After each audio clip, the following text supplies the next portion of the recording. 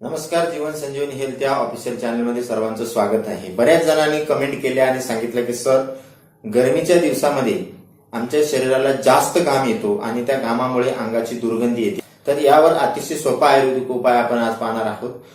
अंगाला घाम येणं तसं आरोग्याच्या दृष्टीने चांगलं असतं, कारण या घामामुळेच आपल्या शरीराचं जे तापमान आहे ते मेंटेन राहतं, कमी राहतं। पण हा जो घाम आहे तो प्रमाणामध्ये यायला पाहिजे। प्रमाणापेक्षा जास्त जर तुम्हाला घाम येत असेल किंवा ठराविक वेळेस तुम्हाला घाम येत असेल, म्हणजे जेवताना घाम येत असेल किंवा हाताला सतत घाम येत असेल, पायाला सतत घाम येत असेल, तर या सतत आणि जास्त प्रमाणामध्ये घाम जर येत असेल तर याचे साईड इफेक्ट पण तुमच्या शरीरावर होत असतात। अंगाला त्याची दुर्गंधी येते। दुसरी महत्वाची गोष्ट अशी आहे की तुमच्या अंगावर घामोळे येतात आणि त्याचबरोबर उक्ता अंगामध्ये तुमच्या स्किन इन्फेक्शन होत असतं।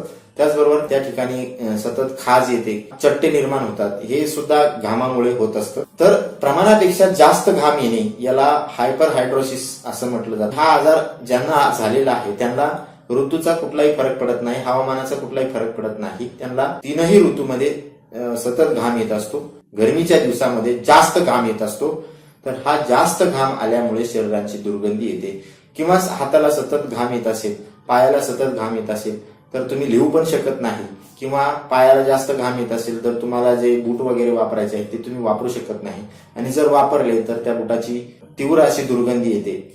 तर यावर अतिशय सोपा आणि सहज करता येईल असा आपण उपाय पाहणार आहोत। जर तुमच्या अंगाला घामामुळे दुर्गंधी येत असेल तर अतिशय सोपा असा उपाय आहे। अर्धी वाटी तुम्हाला गुलाबजल घ्यायचा आहे आणि अर्धी वाटीच तुम्हाला लिंबूचा रस काढून घ्यायचा आहे। हे अर्धी वाटी गुलाबजल आणि अर्धी वाटी लिंबू रस दोन्ही एकत्र मिसळवायचं आहे, मिक्स करायचं आहे त्याला, आणि एखाद्या बॉटलमध्ये तुम्हाला भरून ठेवायचं आहे। ज्या ठिकाणी तुम्हाला जास्त घाम येतो त्या ठिकाणी ते तुम्हाला लावायचं आहे। आंघोळ करायच्या आधी 10 मिनिटं तुम्हाला हा उपाय करायचा आहे। तर हा उपाय तुम्हाला 10 ते 11 दिवस करायचा आहे सलग। या उपायामुळे काय होतं की या लिंबामध्ये असणारे जे अँटीबॅक्टेरियल प्रॉपर्टीज आहेत त्यामुळे तुमच्या शरीरावरचे जे बॅक्टेरिया आहेत ते पूर्णपणे मरून जातात।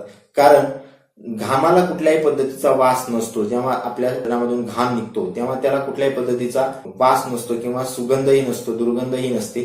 पण हे जेव्हा आपल्या त्वचेवर पसरतो तेव्हा त्वचेवर असणारे जे बॅक्टेरिया आहेत, जे विषाणू आहेत, घामामधले जे क्षार असतात ते खातात आणि त्या ठिकाणी एक दुर्गंधी असणारा पदार्थ बाहेर सोडतात। त्यामुळे आपल्या शरीराला जी आहे ती वास येत असतो, दुर्गंधी येत असते। तर तुम्ही या पद्धतीने जर उपाय केला तर तुमच्या शरीराला जी येणारी दुर्गंधी आहे ती कायमची निघून जाईल। त्याचबरोबर तुम्हाला जर जास्त घाम येत असेल, काही जणांना जेवताना घाम येतो, हाताला घाम येतो, पूर्ण अंगाला पण थोडंसं वर्कआउट केलं तरी जास्त घाम येतो किंवा सतत घाम येतो, यांच्यासाठी महिन्यातून 2 वेळेस करण्यासारखा असा उपाय असा आहे। 10 ते 20 ग्रॅम तुरटी तुम्ही घ्यायची आहे, ती तुरटीची पूड करायची आहे, त्याची भुकटी बनवायची आहे।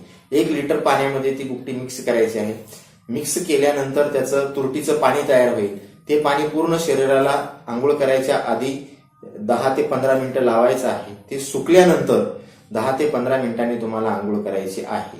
महिन्यातून फक्त 2 वेळेस हा उपाय करायचा आहे आणि सलग 3 महिनेच हा उपाय तुम्हाला करायचा आहे। जर तुम्ही गरमीच्या दिवसामध्ये हा उपाय जर तुम्ही केला तर तुमच्या शरीरावर येणारा जो सततचा घाम आहे तो पूर्णपणे निघून जाईल। त्याचबरोबर तुमच्या अंगावर जे येणारे घामोळे आहेत ते पण निघून जातील। त्याचबरोबर तुम्हाला जे स्किन इन्फेक्शन झालेलं आहे ते सुद्धा येणे निघून जातं। अतिशय साधा उपाय आहे। त्याचबरोबर काही जणांना हाताला, स्पेशली हाताला आणि पायाला जास्त घाम येत असतो। तर हाताला आणि पायाला जास्त घाम येत असेल, अतिशय साधा आणि सोपा असा उपाय आहे। 2 लिटर पाणी घ्यायचं आहे। त्या 2 लिटर पाण्यामध्ये 3 चमचे बेकिंग सोडा टाकायचा आहे, जो आपला खाण्याचा सोडा असतो तो सोडा त्याच्यामध्ये टाकायचा आहे 2 लिटर पाण्यामध्ये।